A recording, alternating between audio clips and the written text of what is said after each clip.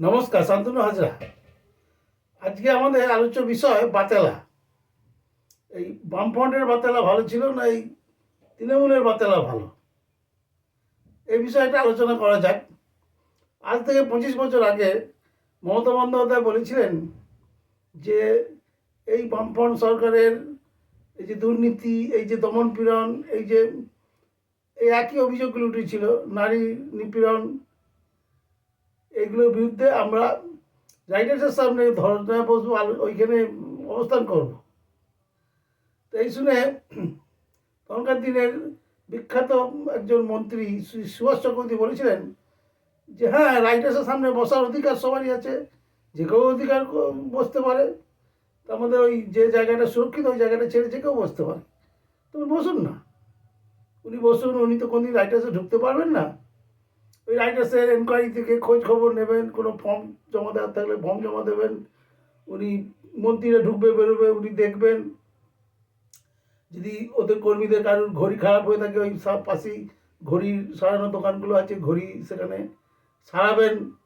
আরেকটু এগিয়ে গেলেই প্রচুর মনোহারি দ্রব্য পাওয়া যায়, ওই ওই মনোহারি দ্রব্য কিনবেন। তা আসুন না, এইভাবে ওরা বসে থাকুক, রাইটার্সকে দূর থেকে দেখুক, দেখে ওদের নিজেদের লালসা মেটাক যে হ্যাঁ আমরা মন্ত্রীও ভেবে নিন, মন্ত্রী ভেবে নিন আপনি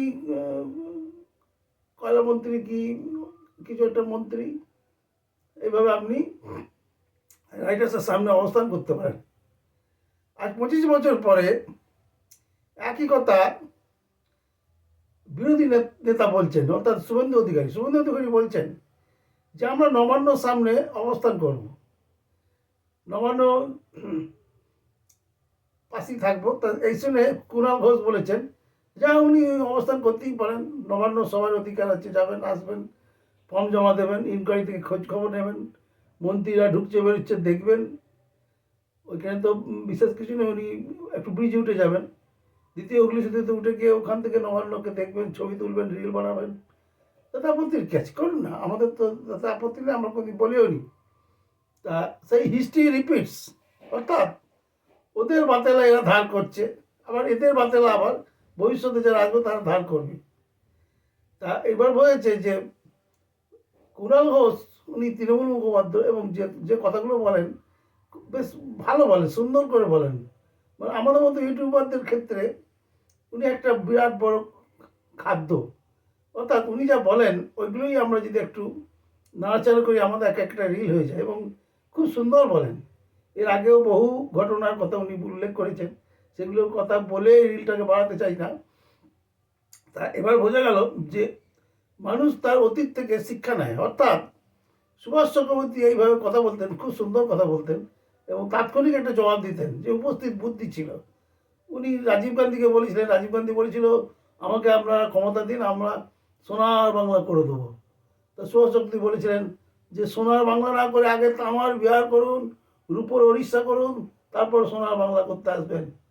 তাই এইভাবে তাদেরকে ডায়ালগ দিয়ে মানুষের বাঙালির হৃদয় জয় করে, এবং তাদেরকে ডায়ালগ দিয়ে আঘাত করে উনি যা বলতেন।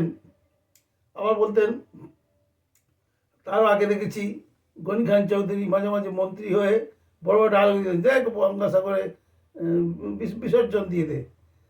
তা হঠাৎ শুনে প্রমোদ দাশগুপ্ত বলেছিলেন যে গনি সে কে, জানি না তো, এখানে তো বামফ্রন্টের সব নেতা ফেতা আছে, ও গনি গনি কাউকে আমরা চিনিই না।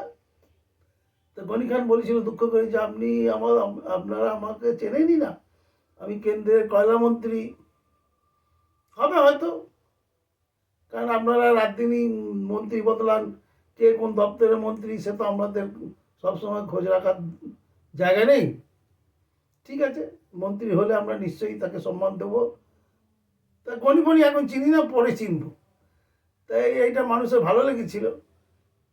ভালো লাগার পরে আরও মনে আছে যে উষা তখন জনপ্রিয়তার তুঙ্গে, হঠাৎ যতীন চক্রবর্তী বললেন যে উনি দুলে দুলে গান অপসংস্কৃতি, ও গান আমাদের মহাজ্যোতি সদনে চলবে না।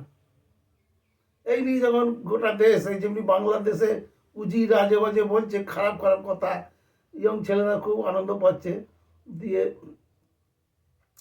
যতীন চক্রবর্তীর কথা শুনে আমাদের ইয়ং ছেলেরা, ডিওএফআই ছেলেরা, এসএফআই ছেলেরা খুব আনন্দ প্রকাশ করছে। তাহলে আমাদের কলেজ সোশ্যালে আমরা বিশ্বযুদ্ধকে নিয়ে আসতে পারবো না? তা জ্যোতি বসু সমাধান করে দিয়েছিলেন। জ্যোতি বসু পরের দিন সাংবাদিক সামনে বললেন, কেন, উষা খুব ভালো গান গায়, আমিও গান শুনেছি, বাহ কি সুন্দর গান, দুলে তো গাইতেই পারে, যে কেউ দোলে।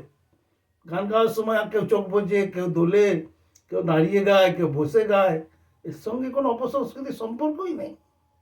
ব্যাস, ইয়ং ছেলে মেয়েদের হৃদয় জয় করে নিলেন জ্যোতি বসু। তারা প্রত্যেকে বললো, না না না না, জ্যোতি বসু যখন বলেছে এর মধ্যে কোনো খাদ নেই। তা এই এই পুরনো ডায়ালগ, পুরনো মজার কথাগুলোকেই এখনকার নেতারা নকল করে, এটা পরিষ্কার বোঝা যাচ্ছে। স্মৃতির বিস্মৃতির আড়ালে চলে যায় এই সমস্ত ডায়ালগ। পরে আবার কেউ উদ্ধার করে, যে এই প্রফেশনে থাকবে আগামী দিনে, সে আবার এইগুলোকে ধুলো ছেড়ে এগুলোকে বার করবে, এবং সে তার যখন যখন যে কথাটা উঠবে সেই কথাটা জবাব দেবে। তা এই এই এই এই স্মৃতিটুকু না বলে থাকতে পারছিলাম না, তাই বললাম আজকে। ধন্যবাদ।